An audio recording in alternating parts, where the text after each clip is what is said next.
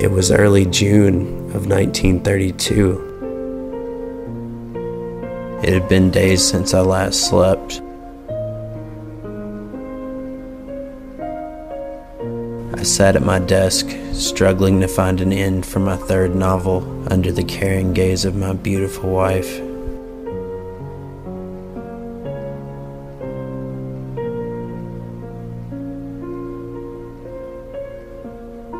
When I heard a noise, pain, darkness.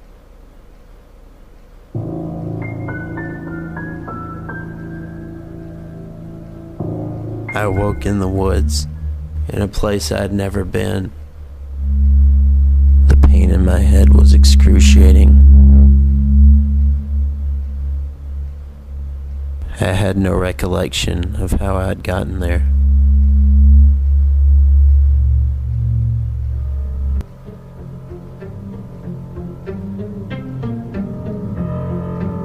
It was twilight, and I heard subtle movements in the woods.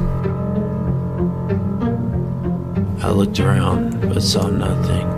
I started running to where I hoped would lead me out of the rapidly darkening forest. I found the road.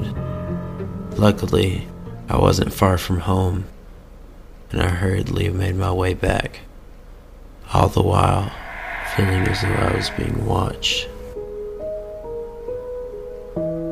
I got home.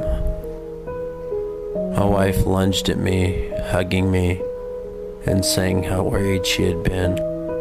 And then she asked me where I had been for the last 2 days. I told her I didn't know. She continued questioning me, and I had to slowly push her away. The pain I was feeling in my head grew to the point that her queries became a dull roar to me. I went to my room to lie down. As I changed into my sleep clothes, I found an old crumpled piece of paper. I unfolded it to find the words, "You are not your own," sloppily written. This disturbed me greatly, but the pain in my head overcame me, and I fell to the bed and blacked out. That's when the dream took place. I was suddenly in a bathroom, shaving. When I cut myself, I watched the blood drip down to the sink, and a voice said, "Doesn't that feel nice?"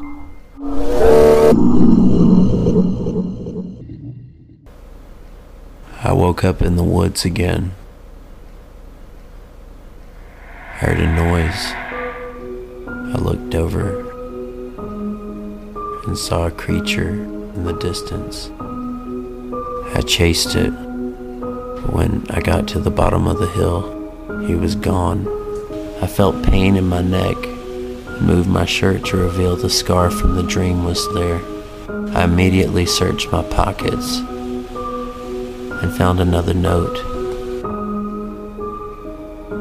that said, "Dreams are for the sleeping."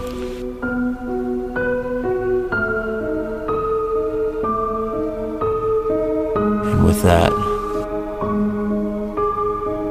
I started my trek home.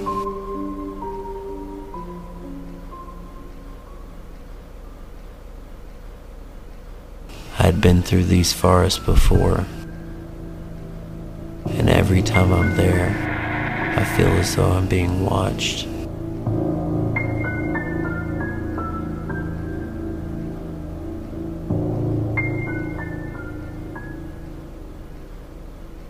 I finally got back home, feeling sick. My wife came up to me. She seemed upset and said we should talk over dinner.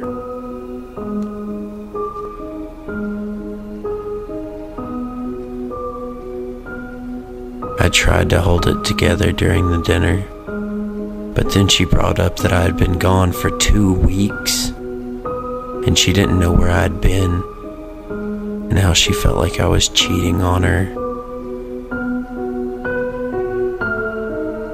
It was hard for me to pay attention. Everything was foggy. I looked and saw her luggage by the door. I was so upset. Then behind her, I saw a tall man staring at me, and he said, "Hit her."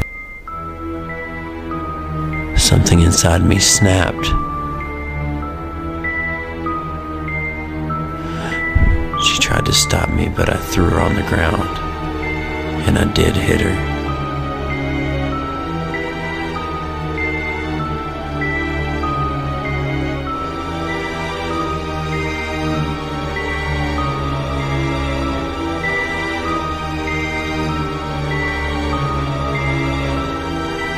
Then I grabbed her, knocked her unconscious,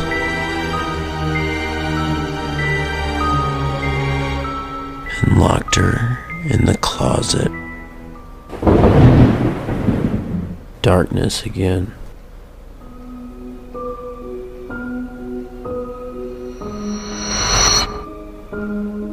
I wake up in the woods, in the dark, with the tall man looming over me once again.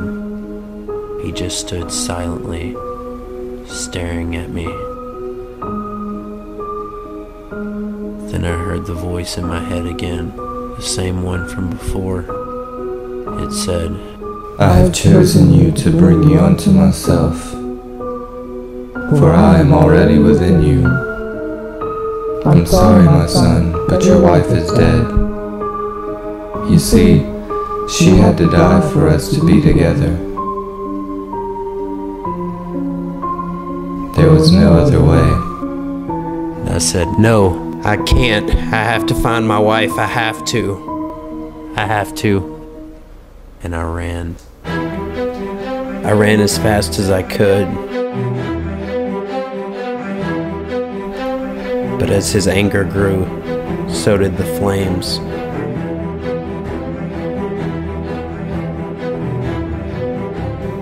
The last thing I remember him saying was, "No one can live locked in a closet for a month." I appeared back at my house and ran to my closet to find my wife's remains contorted and frozen. I held her close and kissed her for the last time. I picked her up and I carried her to our bedroom.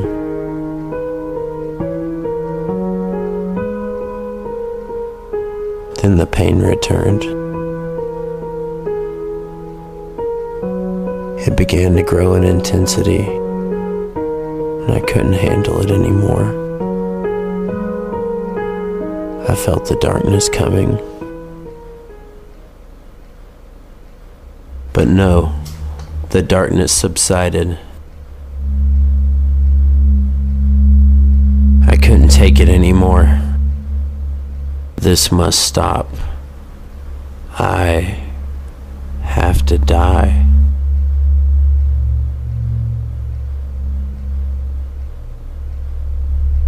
I went to the bathroom and grabbed my razor and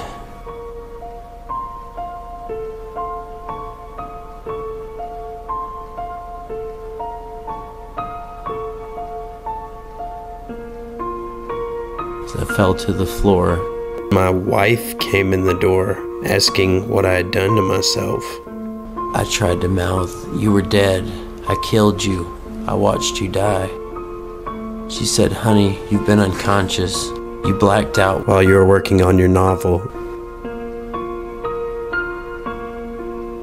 Then I looked to the window and saw him again. He destroyed my mind, and then he took my soul.